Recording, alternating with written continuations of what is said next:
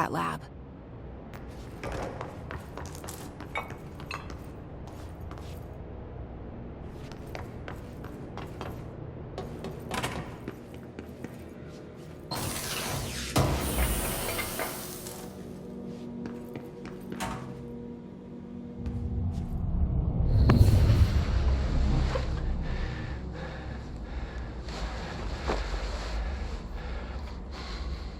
Effective immediately. I'm setting up a new department. Dimensional research in the research sector. Transferring the slide projector there. That's where my focus will be now. The ordinary site remains as is. We'll be back to... I don't know when.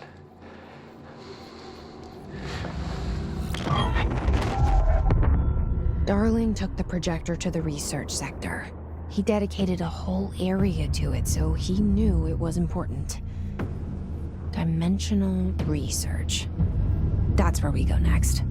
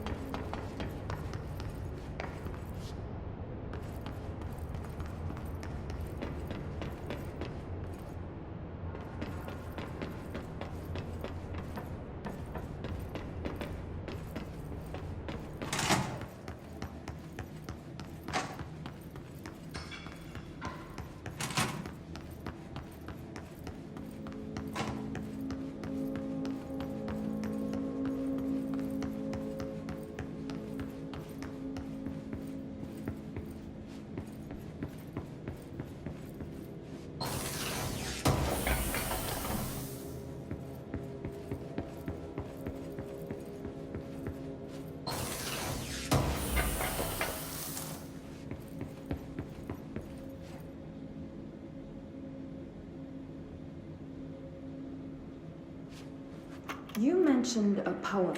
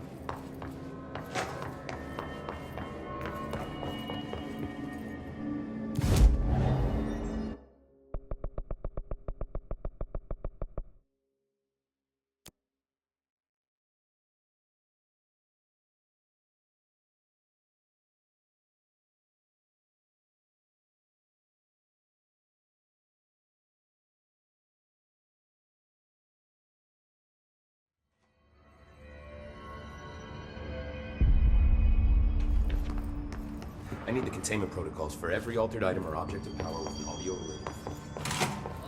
What can I help with? Do you remember Mr. Tomasi, the head of communications? The hiss he was changed into showed up in containment, near the turntable. I'll take care of it. That thing's not getting away this time. I've heard reports about his particular use of language and intonation when repeating the hiss babbling. The biological and behavioral distinctions between different hiss-corrupted individuals is truly fascinating. I wonder if I could categorize the data. And she's already off on her own thing. I've been seeing these Darling presentations all over. Seems like he enjoys the limelight. So you noticed, huh?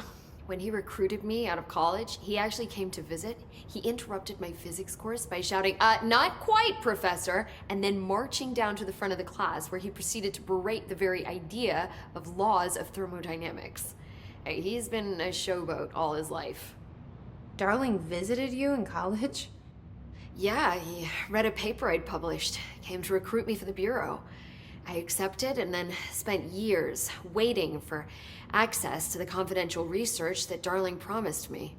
And whenever I ask about my access level, he just mumbles that it's temporarily postponed and then changes the subject to the effect of entropy on luck. I wonder who else Darling hid his work from. Marshall? Trench?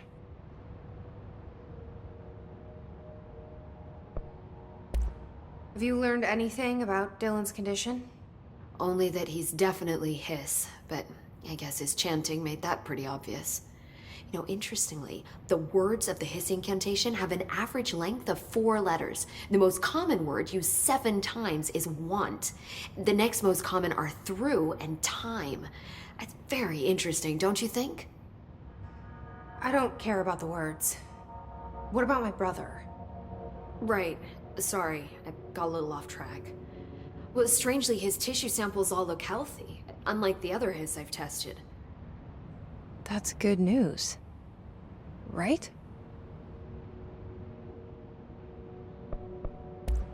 I wanted to talk to you about the crazy things I can do. My abilities. I get the sense that they're not very usual around here. Well, usual and unusual aren't really benchmarks at the Bureau, but for some perspective, Director Northmore once used the floppy disk to send a bowling ball 6 yards through the air, and that was considered a huge deal. So compared to that, you are most certainly an outlier. An outlier. I like the sound of that. I should get going. Don't let me hold you up.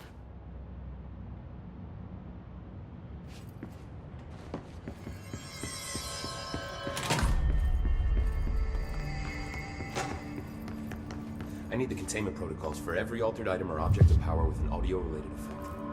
I'll send a team to contact Langston and get that information sent. Yes, why? Good luck out there. Darkness engulfed the elevator. Darkness engulfed the elevator. There was something there. A presence. Jesse Faden could hear it. A call. It was faint, reaching for her from a dark place. Faden was sensitive to visitations. She had them all the time. From her guiding star and the previous director. She was the perfect receiver. As if she'd been made for this. Faden paused to feel it. The force at play here. It was changing things around her, subtle. Trying to make her act. Faden didn't like that. Her guide felt it too. Polaris didn't flare up in defense as with the hiss. So it wasn't all bad. Not a hostile transmission. It was powerful, but it was coming from far away. And made weak because of the distance. It was a distress call. Faden sensed a drowning man. A man desperate to escape. She sensed something else too. A hunger in the dark. Not unlike the hostile resonance. Waiting. She knew that desperate acts can have grim consequences. It was this, more than the man's despair, that made her follow the call. The elevator lights winked back on. The darkness receded like a memory. There was a new button on the elevator control panel. Investigation Sector. Faden pressed the button. The elevator doors slid shut with practiced bravado.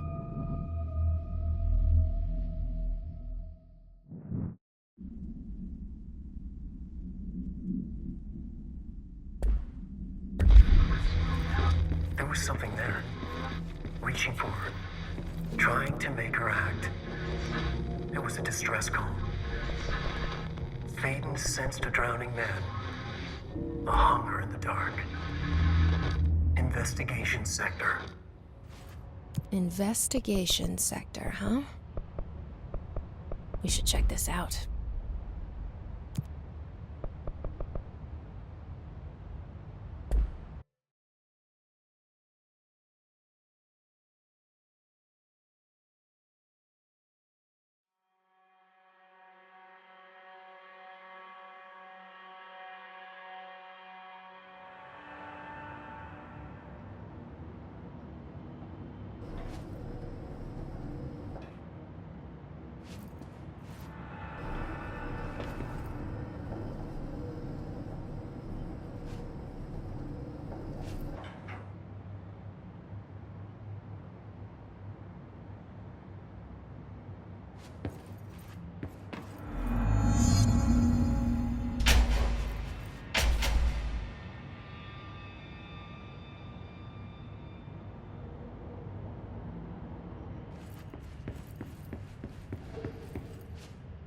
Hello?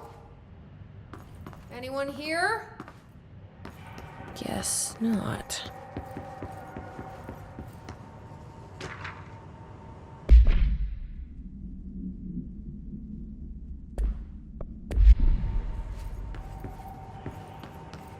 Seems a lot more crowded than the rest of the Bureau.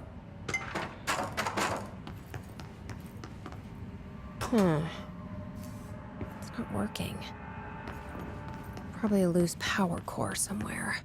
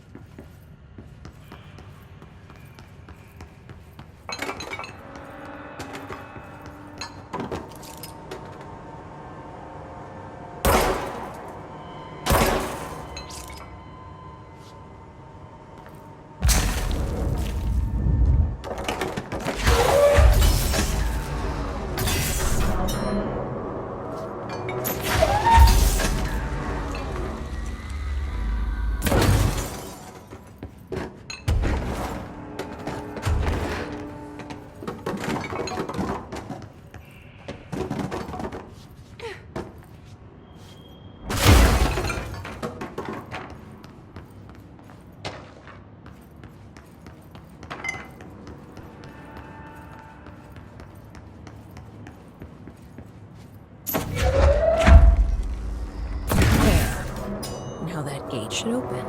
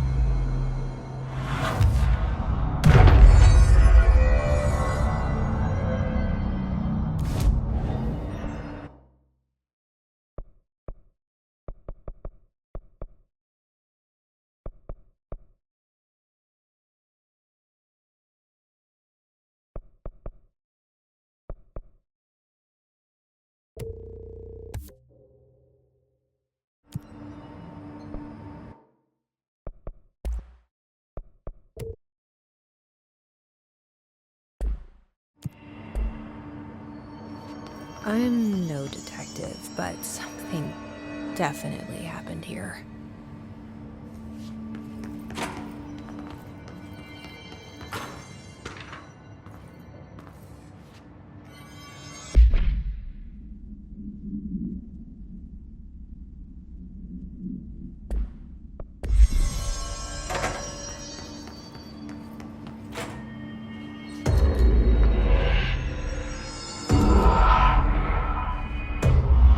Do we know each other?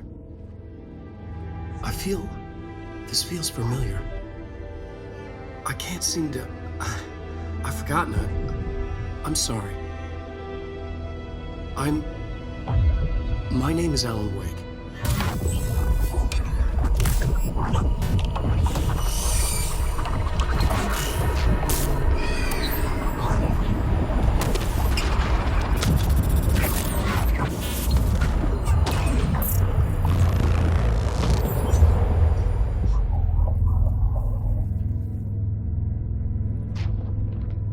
Who are you?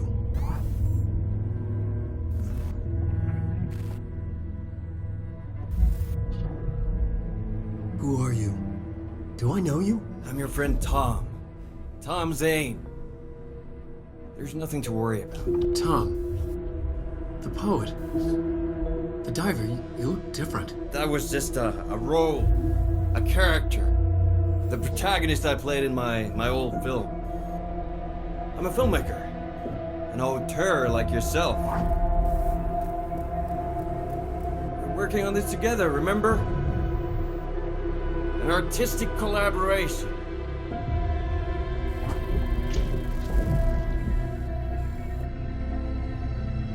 You need a drink.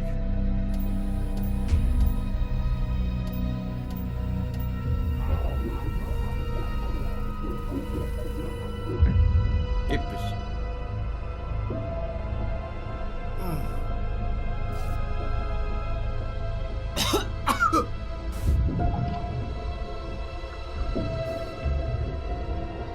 Endless darkness.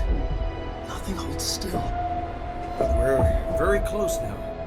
You've been writing. You found a way to escape. It'll work this time. Writing.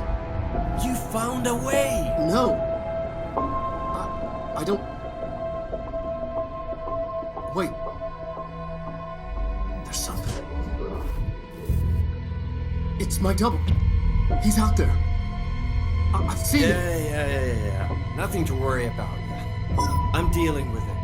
It's fine, my friend. Let me handle him. You've met him? What the hell?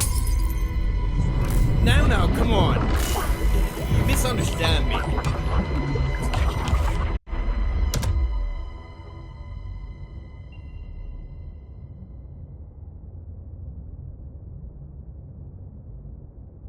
That was the Alan Wake? The famous writer? He disappeared years ago. It was all over the news back then. And Thomas Zane was with him.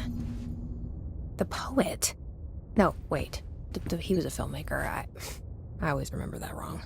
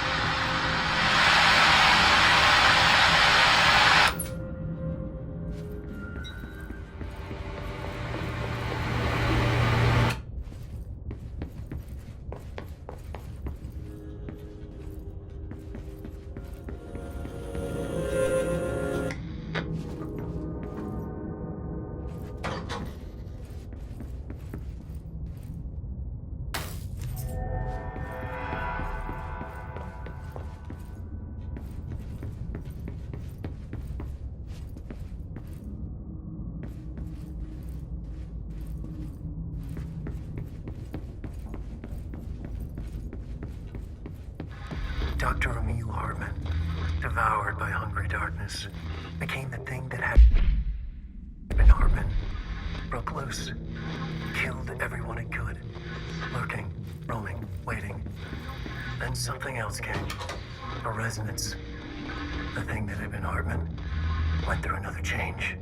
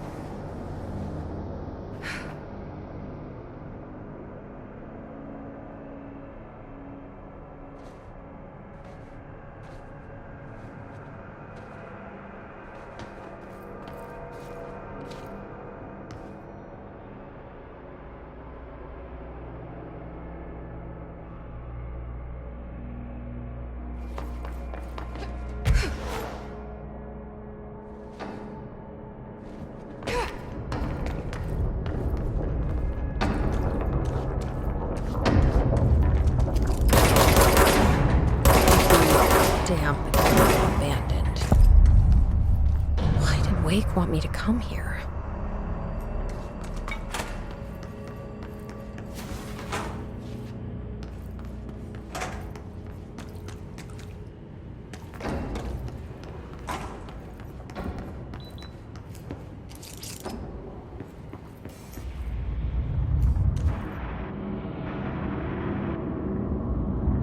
That doesn't look like a house shift. Do I even want to know?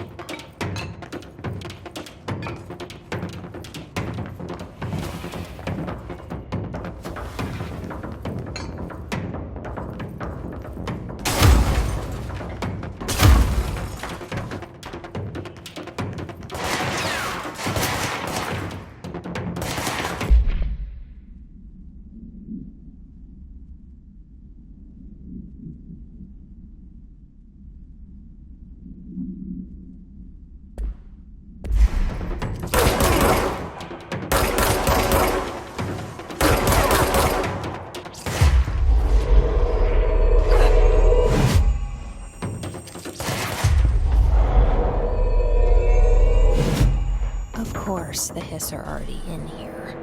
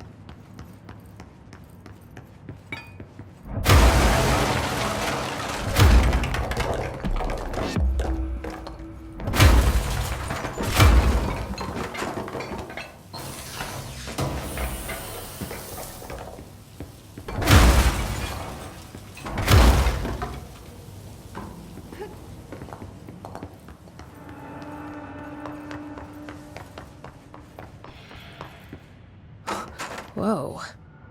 Looks like the house has gotten a little wild in here.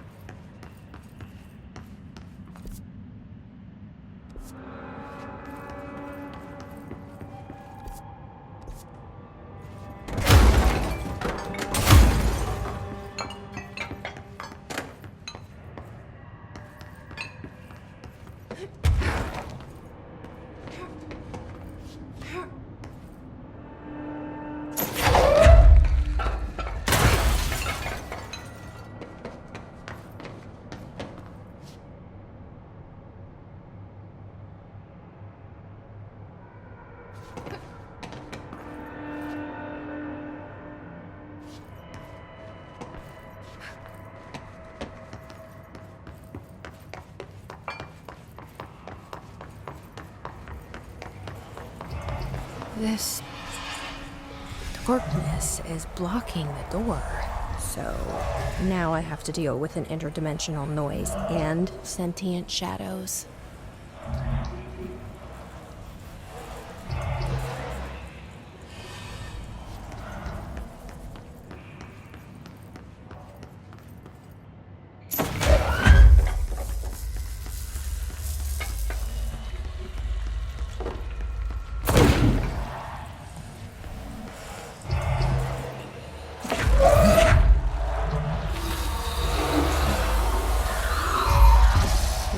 Burns it away, huh? Makes sense.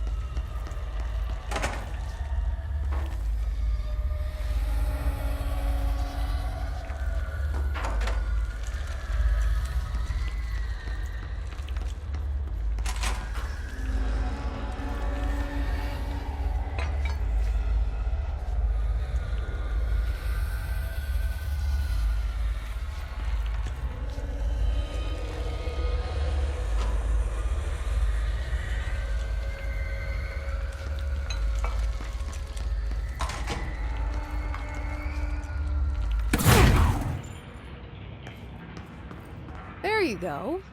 Doesn't that feel better?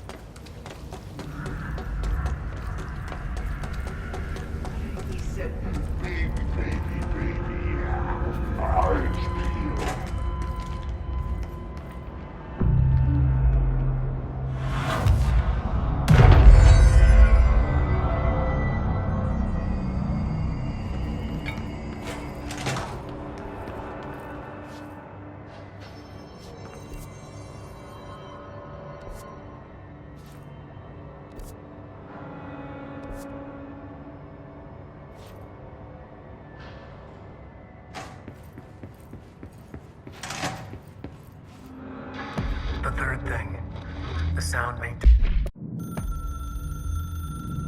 The resonance carves its way through the thing that had been Hartman, vibrating, remolding. The sound changes the darkness, and the darkness changes the sound.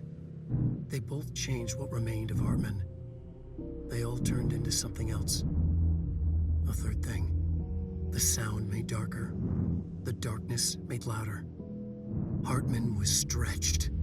Stretched as anyone when seen from out of time, like a worm through time. Almost an Ouroboros, a spiral, a maelstrom.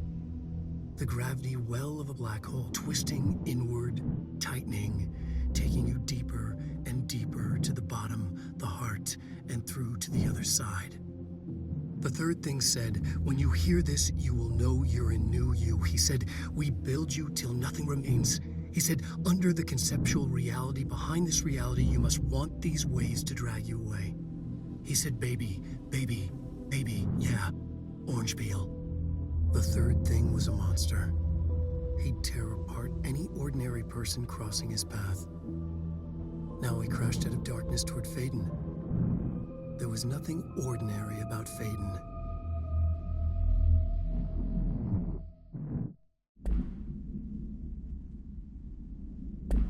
Darker the dark.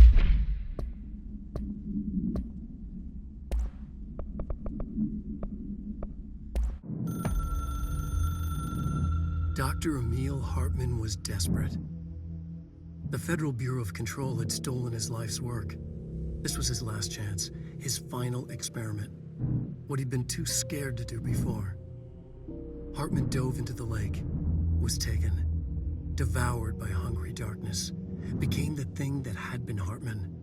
Only an echo of him remained, fragmented impulses on autoplay, violent, bloodthirsty darkness in the driver's seat. Emerging from the lake, the thing was captured by the FBC, brought in, contained, studied. The thing broke loose, killed everyone it could. The FBC fell back and sealed the sector. The thing was alone in the dark, lurking, roaming, waiting. Then something else came. Not darkness, but similar enough. A sound. A resonance. It shouldn't be a surprise. If there's one, why not another? The darkness inside the thing could have been immune, could have resisted, fought, could have been passed by, passed through with no effect. But it didn't, and it wasn't. Maybe it had grown weaker over time, not aged. It was timeless, but weaker with no link to its source. A metamorphosis followed. The thing that had been Hartman went through another change.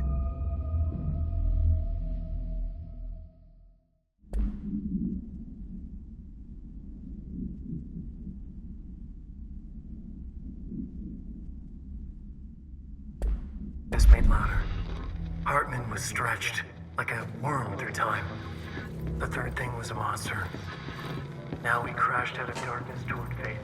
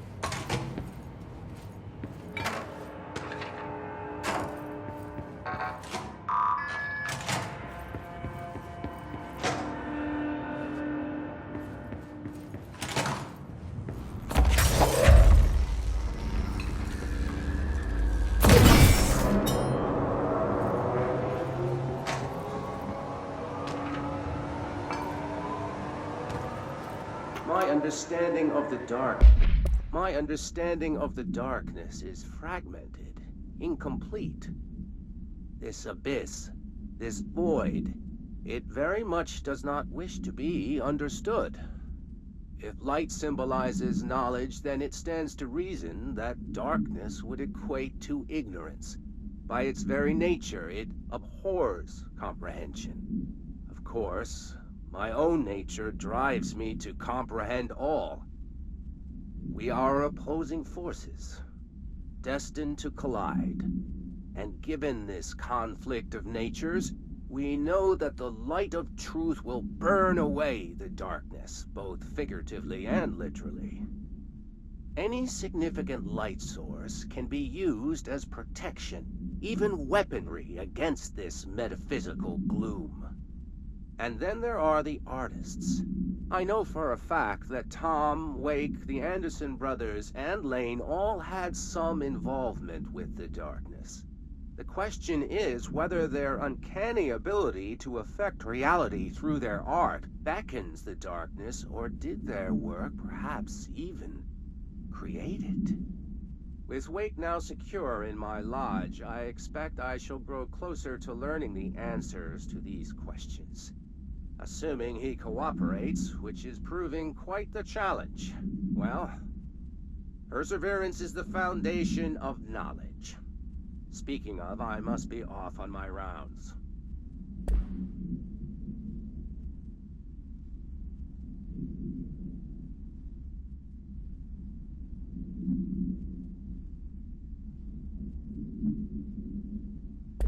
This is fragmented, incomplete.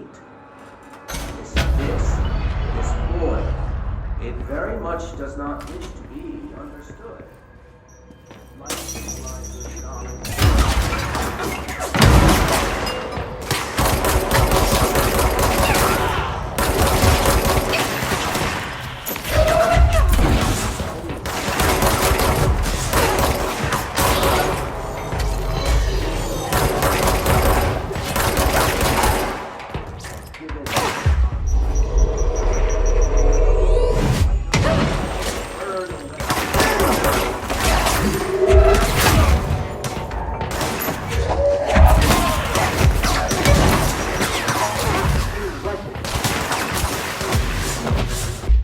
Agent Fisher, A6 inside the motel.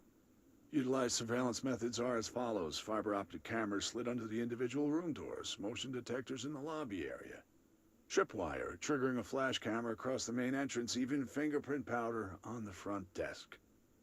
Results are varying at best. But mostly just inconclusive and unusable. The footage is corrupted. Sometimes even the equipment is damaged. I don't know how, exactly. I think this place is making fun of me. That's the only explanation. I can hear them laughing and screaming behind the closed doors. I can hear the call bell go and ding multiple times a day, but when I look, there's no one there. I know I'm supposed to stay out of sight, but I've seen the doors closing just before I can catch even a glimpse of anyone or anything. They're messing with me, whoever they are. I think... Wait, shh. There's something. I gotta get this. Gotta get the cable out. Come on, you fiber optic fuck, cooperate. Okay, there we go.